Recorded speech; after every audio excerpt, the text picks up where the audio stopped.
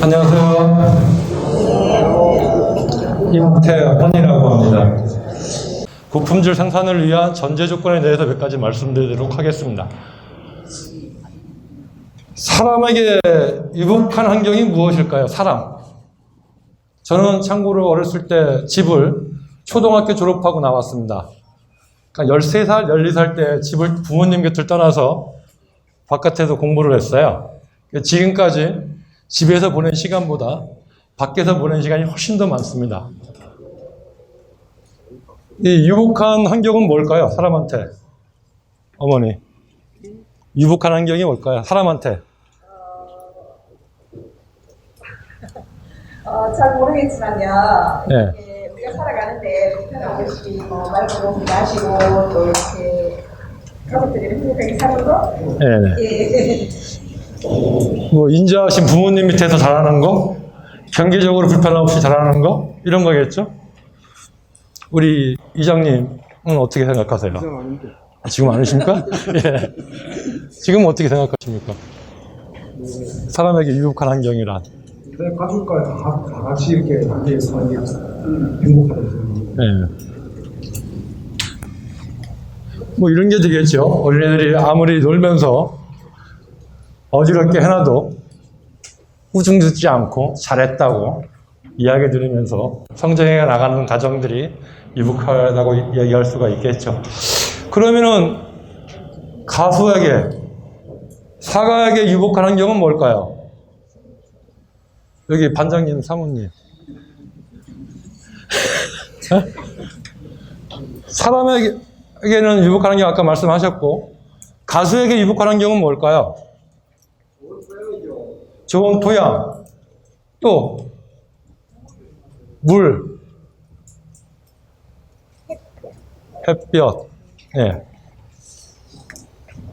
그 사과 재배학 책을 보면 가수, 특히 사과에게 유복한 환경이란 어떤 것이라고 정의를 해놨어요. 이렇게 보면 뭐 상당히 어려운 이야기일 수도 있고 한데 이 중에서 가장 중요한 게 뭘까요? 토심, 지하수위, pH, 인산, 여러 가지 조건들이 있는데 이 중에 가장 중요한 게 뭘까요? 토심, 토심. 그러면 여기 계시는 아버지, 어머니들께서 생각하시는 그 다음 중요한 건 무엇이라고 생각하십니까? 그 다음. 예? 물. 그러면 어떤 것이 중요한지는 뒤에 가면서 저는 지금 대답해 주신 두 분의 어머니, 아버님보다 나는 좀 다르게 생각을 하고 있습니다. 틀리다는 얘기가 아니고 좀 다르게. 우리가 토양 관리에 있어서 가장 중요한 건 저는 개인적으로 pH라고 생각을 합니다. 토양 산도라고. 왜냐하면 토양 산도에 따라서 내가 힘들여서, 내가 돈 들여서 주는 비료를 얼마만큼 이용하느냐, 이용도가 결정이 돼요. 사실은. 아까 올해 냉해 때문에 사과가 착과가 불량하고 이런 얘기들 잠깐 나누시는 것 같던데 사실 그 이전에 그럼 냉해를 왜 받았는가? 내 나무가 전년도에 건강하게 자라줬으면 냉해, 동해에 좀 견디는 힘이 강해졌을 텐데 이렇게도 생각해 볼 수 있겠죠. 그죠? 그래서 그거에 대해서 오늘 말씀을 드리려고 합니다. 어쨌든 책에 나와 있는 가수, 특히 사과에게 유복한 환경은 이 조건이라고 이야기를 합니다. 이 조건은 아마 프린터물에 나와 있을 겁니다.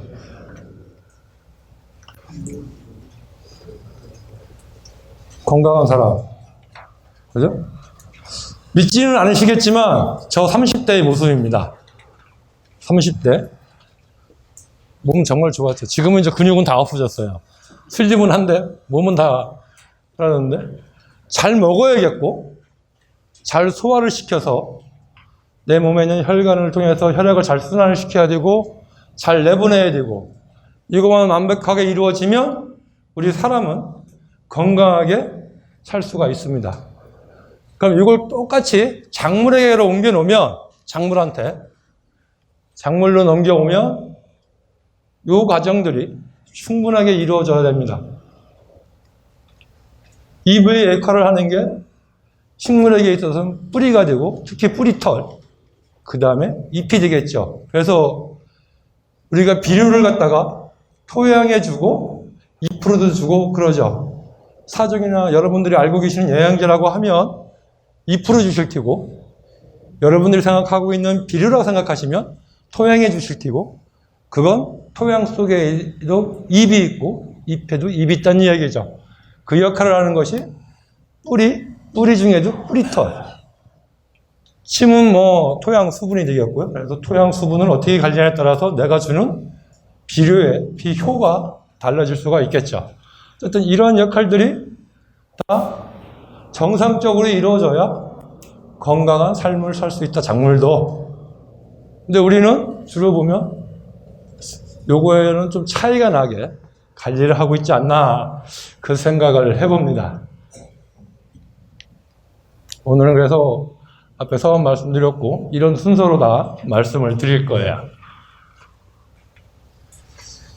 이건 제가 뭐 작물이 자꾸만 기후가 올라가니까 여러 가지 문제가 있다고 하는데, 작물이 온도가 올라가면 작물한테 가장 먼저 피해를 받는 게 칼슘에 대한 이용도입니다. 칼슘. 이건 사과하고는 아닌데 고추를 갖고 한 실험 결과입니다. 온도가 25도에서 30도까지 설정을 해놓고 칼슘 결핍 현상이 어떻게 나타나는가 봤을 때 낙하 현상이 온도가 올라갈수록 점점 증가를 합니다. 이 얘기는 온도가 올라가면 칼슘의 흡수율이 떨어진다는 얘기. 온도가 올라가면. 그래서 기상 조건이 바뀐다는 것은 작물에게는 이 정도의 굉장히 급격한 변화를 초래하고 있죠. 그래서 뭐 보면 사과는 20세기 말이면, 21세기 말이면 강원도 일부 지역에서만, 지금 뭐 평창, 임계, 정선의 임계, 그 농협에서 사과를 갖다가 특화 작목으로 키우고 있죠. 복숭아 같으면 뭐 2050년도 이후에 감소를 한다고 그러고, 이 이유가 다 있습니다. 요건 지나가고, 요게 남부 지역에 가면 없죠. 거창을 중심으로 하면 거창 밑으로 내려가면 사과가 거의 없습니다. 복숭아도 그렇고. 이런 과일들은, 이 과일들이 앞으로 온난화가 진행되면서 우리나라에서 재배 적지가 감소하고 재배가 불가능한 작물들이 될 거라고 예상을 하고 있습니다. 복숭아 같으면 2050년 이후면 급격히 감소한다고. 그 이유가 뭐냐면, 얘네들이 열매를 맺고 꽃을 피우려면 적어도 7도씨 이하에서 이만큼의 시간을 보내야 됩니다. 월동 시간을. 근데 이 월동 시간이 안 돼요. 그래서 경남 남해에 가면 사과가 없고 복숭아가 없고 그렇습니다. 7도씨 이상이 되는 날씨가 많기 때문에. 그런 이유예요. 이 이유 때문에 아까 말씀드렸던 그 시간이 되면 사과 재배 적지가 감소를 하고 복숭아가 감소가 되고, 이제 그렇게 전망을 하는 겁니다. 우리나라에서, 진흥청에서.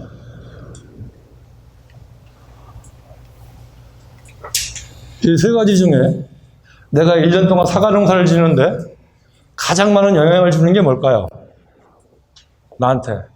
물론 여기 계신 아버님, 어머니들이 가수원에서 많은 시간을 보내세요. 많은 시간을.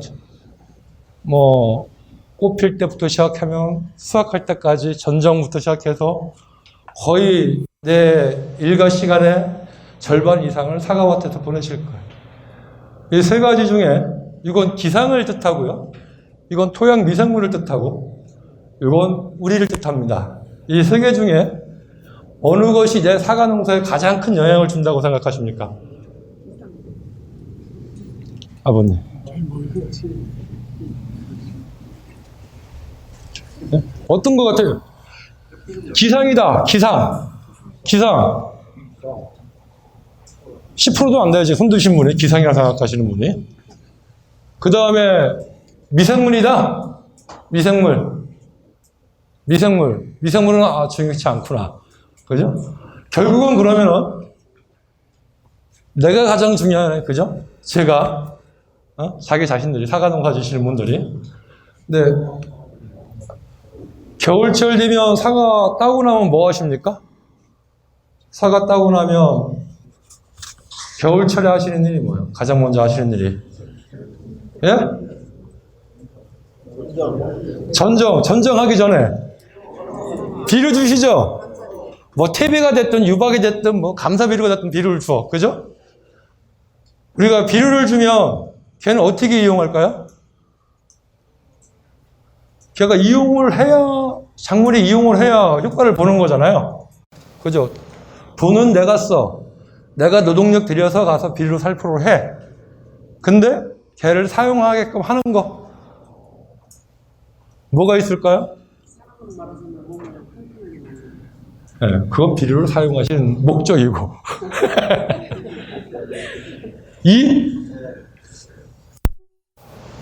가장 먼저 잎도 맞습니다. 잎도 맞고 한데 가장 중요한 건 내가 유박 비료를 줬다? 그럼 유박 비료가 분해가 돼야겠죠? 녹는 게 아니 유박은 유기질 비료는 녹는 게 아니에요. 분해가 돼야 돼요. 뭐에 의해서? 예? 예에 의해서. 예. 내 밭에 미생물이 없다고 하면 아니면 사용 방법이 잘못됐다고 하면 아무리 좋은 양질의 유기질 비료를 사용해도 효과를 100% 보기가 힘듭니다. 그리고 우리가 질소질 비료를 줬어. 토양에 질소질 비료를 줬으면 걔는 그냥 물에 녹아서 올라올까요? 미생물에 의해서 분해가 돼야 됩니다.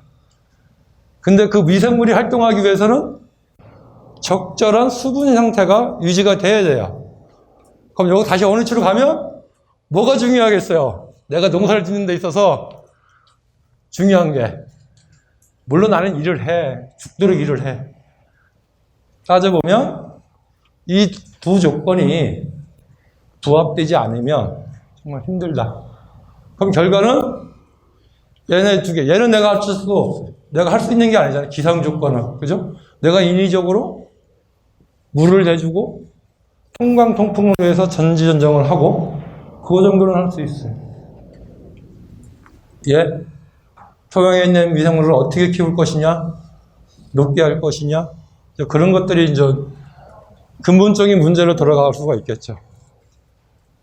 제가 생각하기에는 얘다. 근데 여러분들은 아버님, 어머니들은 얘가 가장 중요하다. 내가 가장 중요하다.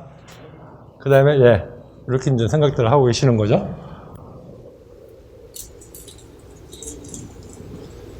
사과 농사를 지으시면서 가장 어려운 게 뭐예요? 내 밭에 나타나는 영양소, 아니 기상조건에서 위해서 나타나는 생리장애가 어렵습니까? 아니면 병영균에 의해서 나타나는 병해가 내가 다루기가 어렵습니까? 그죠? 생리장애가 가장 어렵습니다. 그죠? 얘는 운동 경기를 치면 마라톤과 똑같아요. 어느 한순간에 나한테 결과가 오지 그 증상은 나타나기 이전에 한 3, 4년 걸립니다. 내 밭에서 나한테 그걸 표현해 주는 데까지는 기간이. 근데 병들은 오늘 멀쩡하다 내려치면 날 수가 있어요. 특히 잎에 오는 병들은. 근데 생리장애는 내 밭에서 출현이 됐다고 하면 2, 3년 전에 아니면 3, 4년 전에 내가 이미 발생할 수 있는 조건을 조성해 줬을 수도 있어요. 근데 다행인 건 대다수의 생리장애들이 원인만 정확하게 진단이 되면 한 달 이내에 대부분 다 회복이 됩니다. 거기에 맞게끔 처방을 하게 되면. 이제 구분을 하면 돼요. 어떤 게 생리장애고 어떤 게 병에 의한 피해인지를 구분할 수 있으면 돼요. 생리장애는 일단 좌우대칭입니다. 좌우대칭.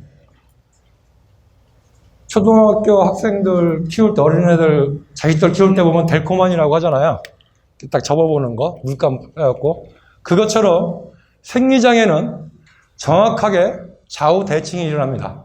정확하게. 근데 병에는 좌우 대칭이 일어날 수가 없어요. 좌우 대칭이 일어날 수가 없습니다. 물론 뿌리에 지하부에 병이 발생해서 날개무늬병이나 역병이나 이런 것이 뿌리에 오면 지상부에서 나타나는 게 좌우 대칭이 되겠죠. 근데 그런 경우 빼놓고는 이때 나타나는 증상들은 좌우 대칭되는 경우가 없습니다. 병반은 거의 없어요. 근데 생리장애는 반드시 좌우 대칭입니다. 확인을 해보면. 그래서 그거 갖고 1차적으로 우리가 이게 뭐다? 간접적으로 진단을 하실 수가 있어요.